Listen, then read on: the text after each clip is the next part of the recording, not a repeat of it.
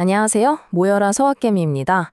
아마 서학개미시라면 카사바사이언스, 이 SASB라는 티커 한 번쯤은 들어보셨거나 어쩌면 직접 투자도 해보셨을지 모르겠습니다. 한때는 이 알츠하이머 치료제라는 정말 거대한 꿈으로 시장을 그야말로 뜨겁게 달궜던 주식이죠. 하지만 지금은 어떻습니까? 붕괴? 몰락? 이런 좀 무서운 단어들이 먼저 떠오릅니다. 대체 이 회사에 그 짧은 기간 동안 무슨 일이 있었던 걸까요? 오늘 바로 그 드라마틱한 스토리를 속속들이 한번 파헤쳐 보겠습니다.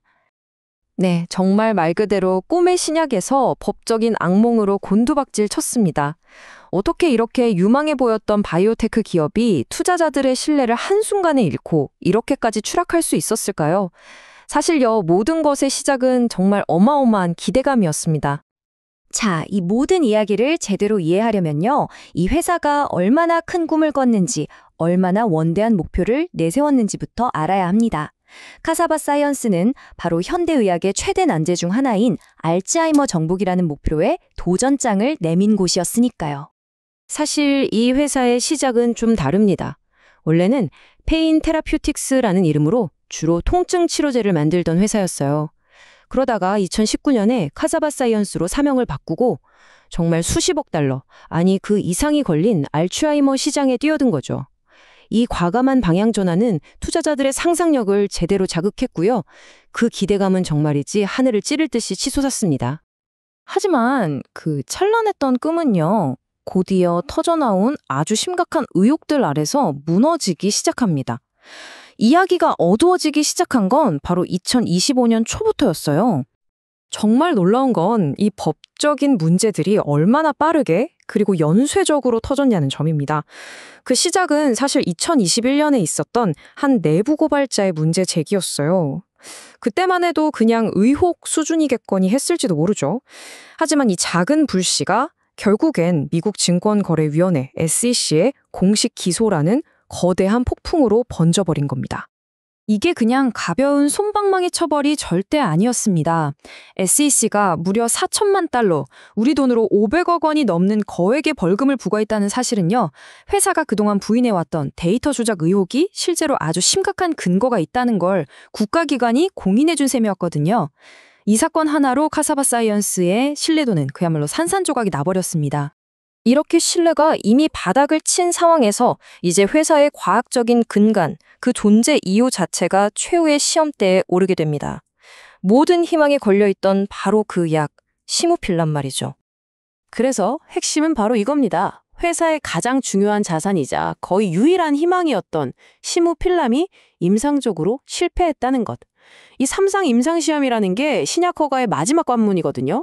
그런데 여기서 위약, 그러니까 아무 효과 없는 가짜 약과 아무런 차이도 없다는 정말 최악의 결과가 나온 겁니다. 이건 사실상 시무필름에 대한 사망 선고나 다름없었죠. 그리고 이 차트를 한번 보세요. 시장의 반응이 얼마나 냉혹했는지 바로 알 수 있습니다. 52주 최고가가 33달러를 훌쩍 넘었던 주식이 지금은 보시는 것처럼 2달러대에 머무너 있습니다. 시무필람의 실패 소식 하나가 회사의 가치를 그냥 순식간에 공기중으로 증발시켜 버린 거죠. 주가는 그야말로 수직으로 곤두박질 쳤습니다. 자, 회사의 대표 신약 후보가 이렇게 사라져버린 지금 카사바 사이언스에게는 과연 무엇이 남아있을까요? 이제는 아주 냉정한 재무적인 현실을 들여다볼 시간입니다. 회사의 재무 상태는 그야말로 벼랑 끝입니다.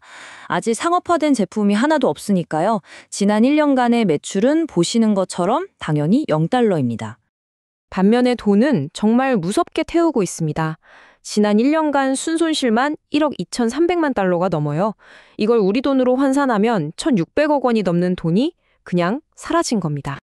그나마 다행인 건 아직 현금은 1억 달러 넘게 가지고 있다는 점입니다. 지금처럼 돈을 쓰는 속도를 감안하면 대략 2년 정도는 버틸 수 있는 돈이죠. 하지만 반대로 말하면 2년의 시한부 선고를 받은 셈이기도 합니다. 시간은 계속 흘러가고 있습니다. 결국 회사는 살아남기 위해 모든 초점을 사바디엑스라는 새로운 희망에 맞추고 있습니다.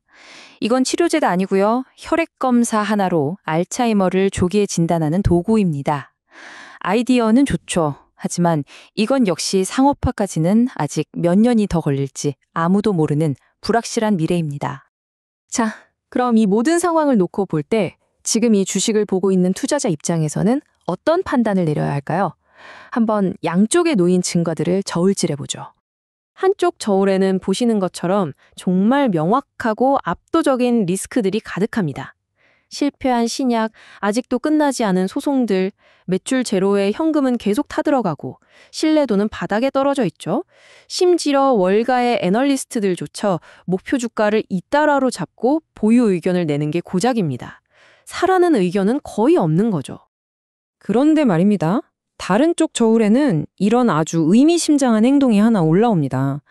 이 모든 악재 속에서 회사의 새로운 CEO가 무려 23만 주가 넘는 엄청난 규모의 자사주를 직접 자기 돈으로 매입한 겁니다. 아시다시피 내부자 매수는 종종 회사에 대한 아주 강력한 자신감의 신호로 해석되곤 하죠. 결국 이 모든 분석은 우리를 이 마지막 질문으로 이끕니다. 이 CEO의 대규모 주식 매입은 과연 회사의 극적인 턴어라운드에 대한 진짜 내부자의 자신감의 표현일까요?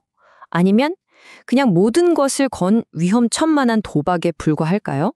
아마 카사바사이언스의 미래는 바로 이 질문에 대한 답에 달려 있을 겁니다.